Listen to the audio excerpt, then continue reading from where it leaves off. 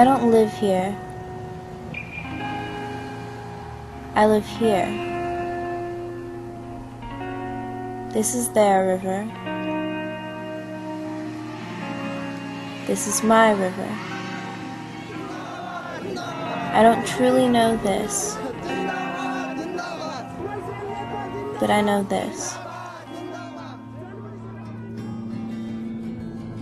In spring 2008, I flew to Nepal on a documentary team to film human rights victims searching for justice and to cover historic elections that would overturn an ancient repressive monarchy. My first time out of America, and I found myself in a third world country. Filming Maoists rallying for victory, families affected by enforced disappearances, hunger-striking Tibetans protesting China's injustice, the insane chaotic traffic of Kathmandu, villagers, farmers, old leaders, new leaders. Little did I know, beneath all the politics, protests, poverty, and war, I'd find something beautiful, something that touched me personally. I was born, raised, and still live in the same middle-class Southern California suburb. My house isn't a mansion by our standards. I park my old funky car at school between the latest BMWs. I don't really have the money to buy designer clothes, but I go out to eat with my friends, and I always have cash, a cell phone, and a credit card in my pocket. One would assume the happiness quotient is higher in my neighborhood, but the truth is, a lot of stresses come with it.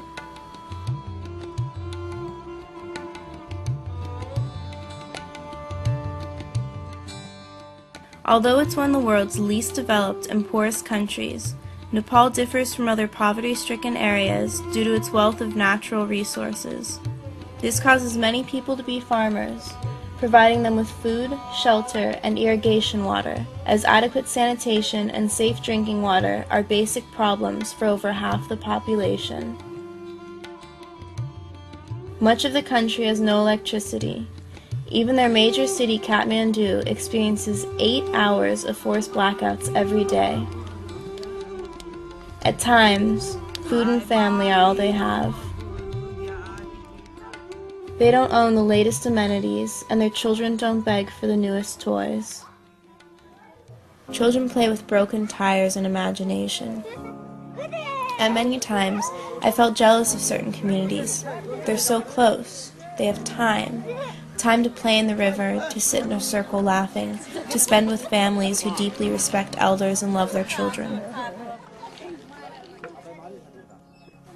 I don't even know the full names of my next-door neighbors, but I know lots of kids in my neighborhood who take prescription pills because they're unhappy or don't fit in, which actually isn't surprising because in 2007, 30 million patients in the United States spent a total of $12 billion on antidepressants. That's more people than the entire population of Nepal and nearly $3 billion more than Nepal's gross domestic product.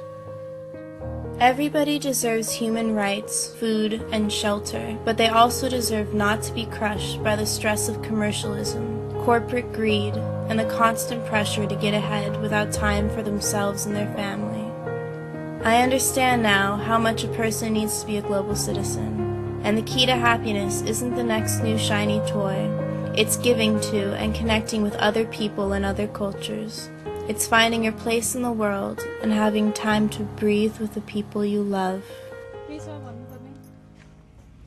Upon return to my village, my car looked like a gross luxury. My tract home is a mansion.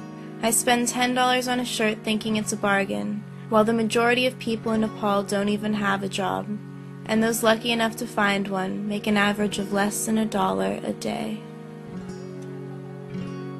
I feel every teenager in a developed society should be required to thoroughly experience a third world country. Teens would understand how much their peers in a place like Nepal have to offer, even though their experiences may be so different.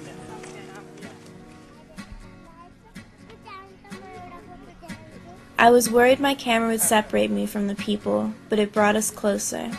A moment frozen in time was a gift I could give.